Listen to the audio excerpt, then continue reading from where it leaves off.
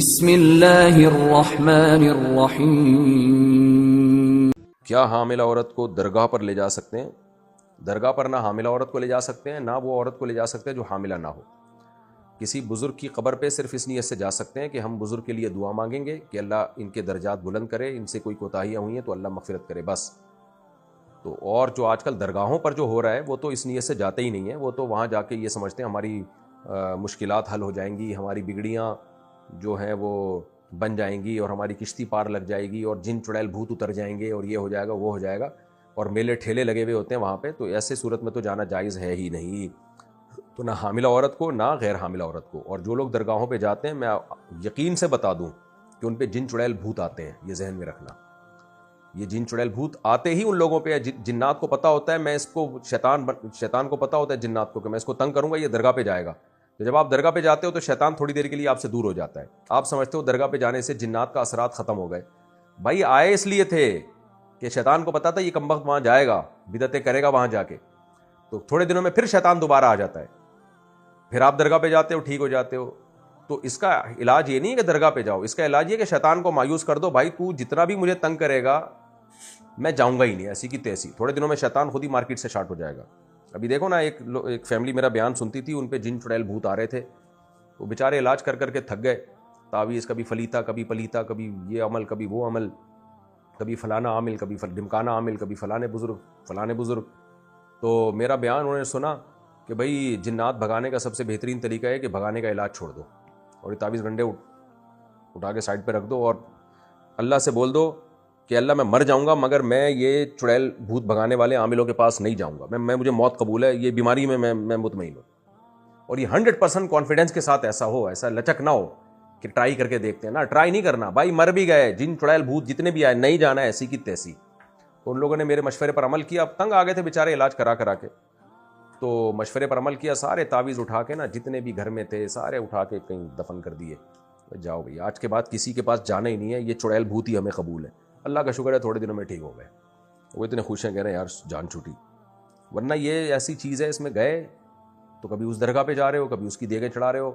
میں آپ کے سامنے بیٹھا ہوا ہوں الحمدللہ، بڑی بات نہیں کرتا، اللہ کے فضل سے میں ایک بات کہہ رہا ہوں، میں کہتا ہوں یہ عامل لوگ چڑیل بھوت ذرا لائیں نا ہمارے پاس بھی یار، دو چار، تو یہ ان دلوں میں تیل نہیں ہے، یہ بے وقوف لوگوں پہ ہی ان لوگوں کے اثرات ہوتے ہیں، اور جو ان سے متاثر ہونے والے لوگ ہیں، اس کا علاج یہ ہے کہ ان سے تعلق ہی ختم کر دو۔ اور زیادہ اچھا علاج چاہتے ہو کہ امیون سسٹم آپ کا بہت ہی پاورفل ہو جائے جنات کے خلاف، تو ان عاملوں کو برا بلا بھی کہا کرو صبح شام، اور جا کے چیلنج بھی کرو ایسے کی تیسی تو کچھ کر کے دکھا یار۔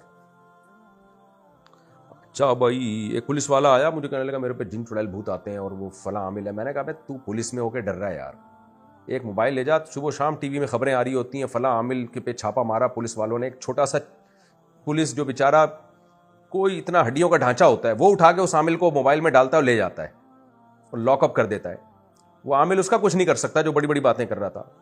تو یہ پتہ نہیں کیا ہو گیا، پولیس والوں کو بھی اب عاملوں سے ڈرنے لگے ہیں۔ بھائی تم کیوں ڈر رہے ہو، تم تو پولیس میں ہو یار۔ ہم جب کسی سے ڈرتے ہیں تو پولیس کا حوالہ دیتے ہیں کہ پولیس کو بلاؤں گا، اور آپ ہی عاملوں سے ڈرنا شروع کر دو۔ تو جس عامل سے پولیس کو ڈر لگے نا یہ عامل میرے اوپر یہ کر رہا ہے، پولیس والوں کو چاہیے موبائل اٹھائے، اس کو لے جائے، دو چار الٹا لٹکا کے اس کی دونوں تشریفوں پہ دو چار چترول لگائے گا، سارے اثرات خود بخود ختم ہو جائیں گے انشاءاللہ۔ دائیں بائیں دونوں تشریفوں پہ لگنا چاہیے، ایک بھی تشریف خالی نہ رہے۔ ٹوٹل 2 ہی تشریفیں ہیں، ورنہ جتنی تشریفیں ہیں نا میں سب پہ چترول لگانے کا آرڈر دیتا۔ اچھا میرے بھائی فائق، اچھا کسی نے پوچھا ہے اگر فجر کی نماز اشراق سے پہلے پڑھ لیں تو کیا فجر قضا ہوگی یا نہیں؟ فجر قضا ہو جائے گی بھائی، سورج کا کنارہ نکلتے ہی فجر قضا ہو جاتی ہے، اس سے پہلے پڑھنا لازم ہے۔ فائق احمد UAE سے، اگر سفر کے دوران نماز قضا ہو جائے تو بعد میں اس کی قضا قصر پڑھیں گے یا پوری؟ قصر پڑھیں گے، پوری نہیں پڑھیں گے۔ اور اگر قضا بھی سفر میں ہی پڑھ رہے ہوں تو کیا حکم ہوگا؟